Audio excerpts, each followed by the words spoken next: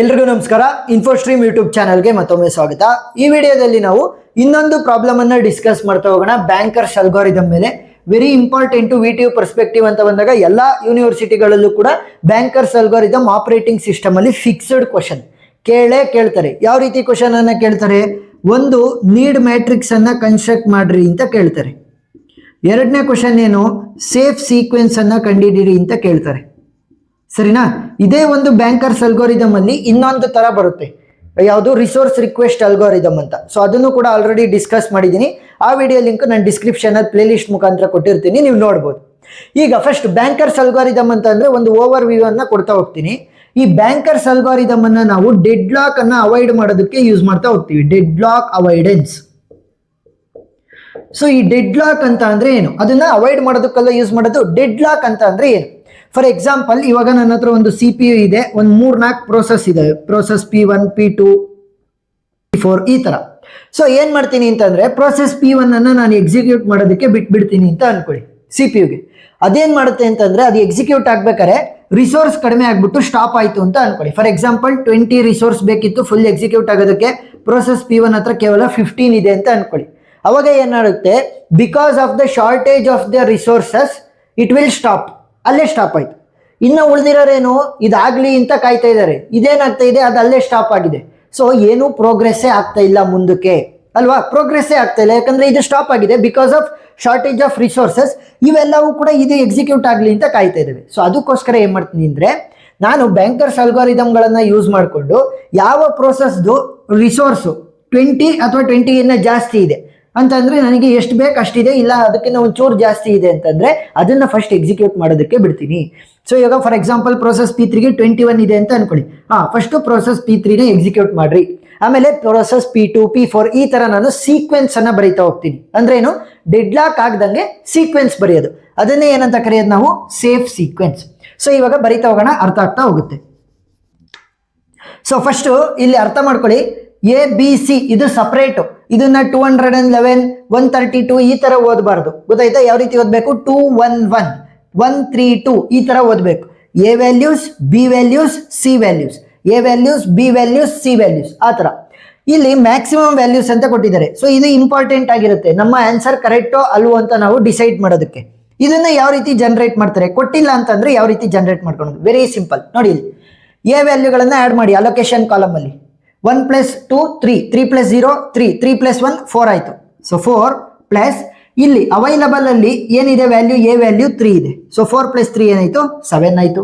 Next B values add ಮಾಡಿ. 1 + 2 3, 3 + 3 6, 6 + 1 7, 7 + 3, 7 + 3 ಏನಾಗುತ್ತೆ? 10 ಆಗುತ್ತೆ. ನೆಕ್ಸ್ಟ್ C ವ್ಯಾಲ್ಯೂಸ್ 1 + 1 2, 2 + 2 4, 4 + 1 ಏನಾಯ್ತು? 5. ಸೊ 4 + 1 5. ಸೊ 5 ಈ ತರ ನಾವು ಕ್ಯಾಲ್ಕುಲೇಟ್ ಮಾಡ್ತಾ ಹೋಗ್ತೀವಿ. ಸರಿನಾ? ಇದು ಲಾಸ್ಟ್ ಅಲ್ಲಿ ಆನ್ಸರ್ ಕರೆಕ್ಟ್ ಇದೆಯೋ ಇಲ್ವೋ ಅಂತ ನಮಗೆ ಹೆಲ್ಪ್ ಮಾಡ್ತಾ ಹೋಗುತ್ತೆ. ನೋಡಿ, ಫಸ್ಟ್ ನೀಡ್ ಮ್ಯಾಟ್ರಿಕ್ಸ್ ಅನ್ನ ಬರೆದ್ರೆ ಅರ್ಧ ಮಾರ್ಕ್ಸ್ ಸಿಗುತ್ತೆ. ನೀಡ್ ಮ್ಯಾಟ್ರಿಕ್ಸ್ ವೆರಿ ಈಸಿ ಬರೆಯೋದು. ನೋಡಿ, ನೀಡ್ ಮ್ಯಾಟ್ರಿಕ್ಸ್ ಅನ್ನ ಬರೀತಾ ಹೋಗೋಣ. ಇದು ABC ಅಂತ ಬರ್ಕೊಳ್ಳಿ. ಸಿಂಪಲ್ ಫಾರ್ಮುಲಾ ನೀಡ್ ಮ್ಯಾಟ್ರಿಕ್ಸ್ಗೆ. ನೀಡ್ ಮ್ಯಾಟ್ರಿಕ್ಸ್ ಅಂತಂದ್ರೆ need value will be equal to maximum minus allocation. Maximum minus allocation. ನೋಡಿ, ಇಲ್ಲಿ ಮ್ಯಾಕ್ಸಿಮಮ್ ಕಾಲಮ್ ಇದೆ, ಅಲೋಕೇಶನ್ ಕಾಲಮ್ ಇದೆ. ಯಾವ ರೀತಿ ಸಬ್ಸ್ಟ್ರಾಕ್ಟ್ ಮಾಡಬೇಕು? A - A, B - B, C - C ಆ ತರ. ನೋಡಿ, ಇಲ್ಲಿ 4 - 1 ಏನಾಗುತ್ತೆ? 3 ಆಗುತ್ತೆ. 2 - 0 ಏನಾಗುತ್ತೆ? 2 ಆಗುತ್ತೆ. 1 - 0 ಏನಾಗುತ್ತೆ? 1. Next 4 - 2 is 2, 3 - 1 is 2, 3 - 1 is 2. Next 2 - 0 ಏನಾಗುತ್ತೆ? 2 ಆಗುತ್ತೆ. 4 - 2 2 ಆಗುತ್ತೆ. 2 - 1 1. 3 - 1 ಏನಾಯ್ತು? 2 ಆಯ್ತು. 6 - 3 ಏನಾಯ್ತು? 3 ಆಯ್ತು. 3 - 2 ಅಂತಂದ್ರೆ 1. 2 - 0 is 2, 2 - 1 is 1, 1 - 0 is 1. ಸೊ ಈ ತರ ನಾವು ನೀಡ್ ಮ್ಯಾಟ್ರಿಕ್ಸ್ ಅನ್ನ ಈಸಿಯಾಗಿ ಕನ್ಸ್ಟ್ರಕ್ಟ್ ಮಾಡ್ಬೋದು. ಅರ್ಧ ಮಾರ್ಕ್ಸ್ ಸಿಕ್ಬಿಡುತ್ತೆ. ಸೊ ಅದಕ್ಕೋಸ್ಕರ ಒಂದ್ಸಲಿ ಬರ್ದಾದ್ಮೇಲೆ ವೆರಿಫೈ ಮಾಡ್ಕೊಳ್ರಿ ಕರೆಕ್ಟ್ ಇದೆಯೋ ಇಲ್ವೋ ಅಂತ. ಇನ್ನೊಂದ್ಸಲಿ ವೆರಿಫೈ ಮಾಡ್ಕೊಳ್ಳಿ. ಈಗ ಸೇಫ್ ಸೀಕ್ವೆನ್ಸ್ ಅನ್ನ ಬರೀತಾ ಹೋಗೋಣ. ಸೇಫ್ ಸೀಕ್ವೆನ್ಸ್ ಅಂದ್ರೇನು? ಡೆಡ್ ಲಾಕ್ ಆಗ್ದಂಗೆ ಯಾವ ಪ್ರೋಸೆಸ್ಗೆ ರಿಸೋರ್ಸ್ ಆಲ್ರೆಡಿ ಇದೆ ಅದನ್ನ ಎಕ್ಸಿಕ್ಯೂಟ್ ಮಾಡ್ತೀನಿ. ಆಮೇಲೆ ರಿಸೋರ್ಸ್ ಸಿಕ್ಕಿದಾಗ ಬೇರೆ ಉಳಿದಿರುವಂತ ಪ್ರೋಸೆಸ್ಗಳನ್ನ ಎಕ್ಸಿಕ್ಯೂಟ್ ಮಾಡ್ತಾ ಹೋಗ್ತೀನಿ.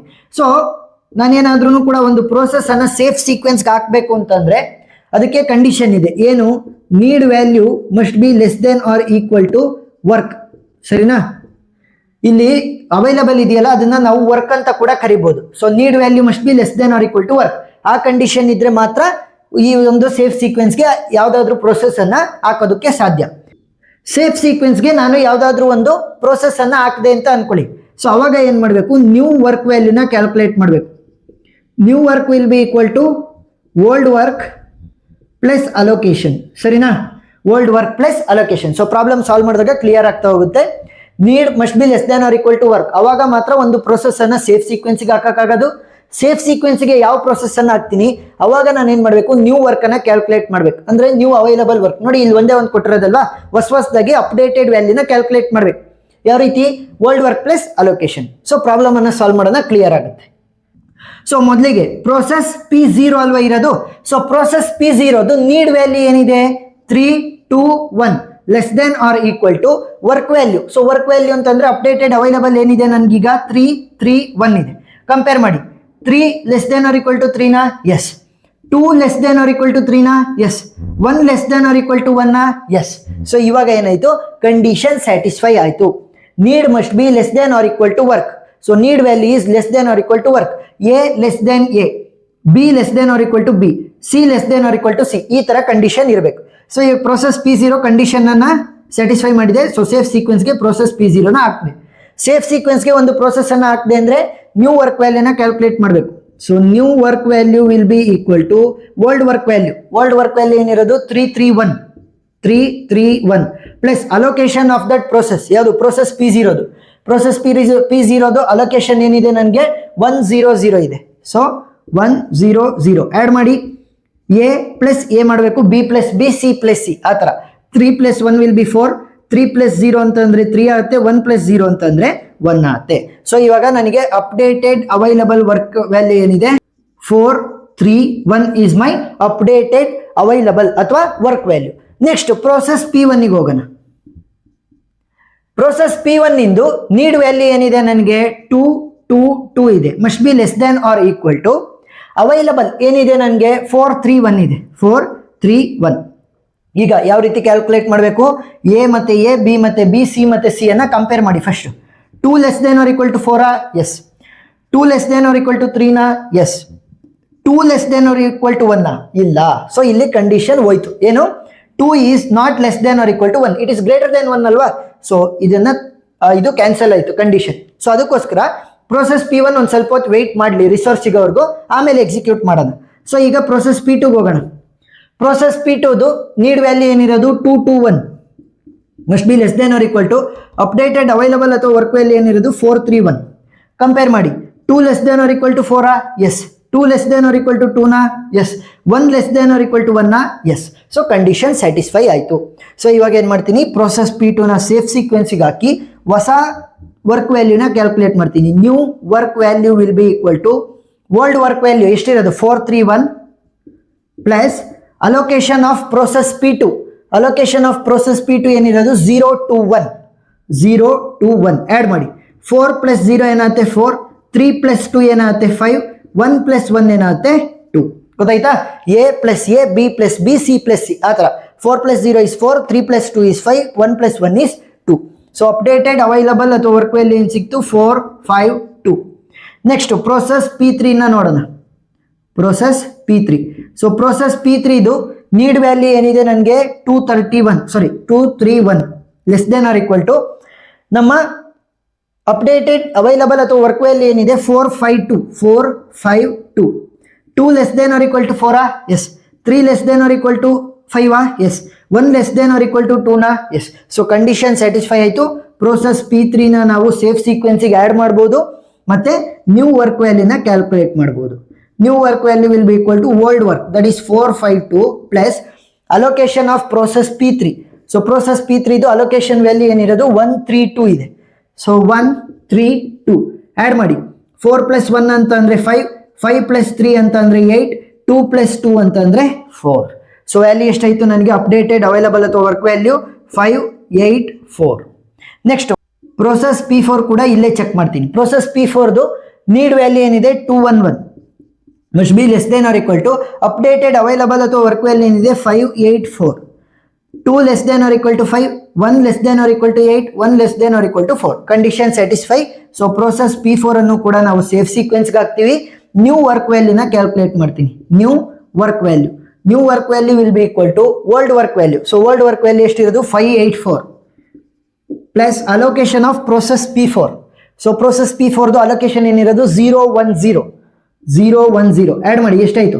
5 plus 0 will be 5, 8 plus 1 will be 9, 4 plus 0 ಅಂತಂದ್ರೆ 4 ಆಯ್ತು. ಗೊತ್ತಾಯ್ತಾ? 594. ಸೊ ಇವಾಗ ಅಪ್ಡೇಟೆಡ್ ಅವೈಲಬಲ್ ಅಥವಾ ವರ್ಕ್ ವ್ಯಾಲ್ಯೂ ಏನು? 594. ಇವಾಗ ಪ್ರೋಸೆಸ್ P0 ಆಯ್ತು, P2 ಆಯ್ತು, P3 ಆಯ್ತು, P4 ಆಯ್ತು. ಇನ್ನು ಉಳಿದಿರೋದು ಪ್ರೋಸೆಸ್ P1 ಮಾತ್ರ. ಸೊ ವಾಪಸ್ ಪ್ರೋಸೆಸ್ P1 ಅನ್ನ ಚೆಕ್ ಮಾಡ್ತೀನಿ. ಸೊ ಅವೈಲಬಲ್, ಸೊ ನೀಡ್ ಎಷ್ಟು? ಪ್ರೋಸೆಸ್ P1 ಗೆ ನೀಡ್ ವ್ಯಾಲ್ಯೂ ಎಷ್ಟಿರೋದು? 222 must be less than or equal to updated available ಅಥವಾ ವರ್ಕ್ ವ್ಯಾಲ್ಯೂ ಏನು? 594. 2 less than or equal to 5, 2 less than or equal to 9, 2 less than or equal to 4. So condition satisfy ಆಯ್ತು.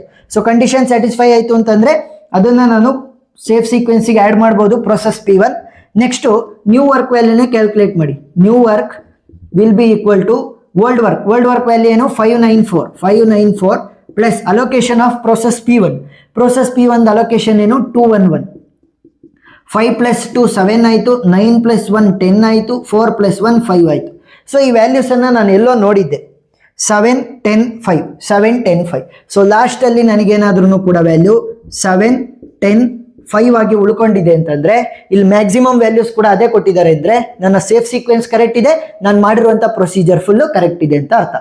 So problem ಅರ್ಥ ಆಗಿದೆ ಅಂತ ಅನ್ಕೊಂಡಿದ್ದೀನಿ. Extra problem ವಿಡಿಯೋಗಳ link ನಾನು description ಅಲ್ಲಿ ಕೊಟ್ಟಿರ್ತೀನಿ. ಪ್ರೀವಿಯಸ್ ಇಯರ್ ಕ್ವಶನ್ ಪೇಪರ್ಸ್ ಇರ್ಬೋದು, ಮಾಡಲ್ ಕ್ವಶನ್ ಪೇಪರ್ಸ್ ಎಲ್ಲ ಸಾಲ್ವ್ ಮಾಡಿದ್ದೀನಿ. ಆ ವಿಡಿಯೋಗಳು ಕೂಡ ನಿಮಗೆ ಪ್ಲೇ ಲಿಸ್ಟ್ ಅಲ್ಲಿ ಸಿಗ್ತವೆ. ಏನೇ ಡೌಟ್ ಇದ್ರೂ ಕೂಡ ಕಮೆಂಟ್ ಸೆಕ್ಷನ್ ಅಲ್ಲಿ ತಿಳಿಸಿ, ನಾನು ಕ್ಲಾರಿಫೈ ಮಾಡ್ತೀನಿ. ವಿಡಿಯೋ ಇಷ್ಟ ಆಗಿದ್ರೆ ಸಬ್ಸ್ಕ್ರೈಬ್ ಆಗೋದನ್ನ ಮರಿಬೇಡಿ. Thank you for watching.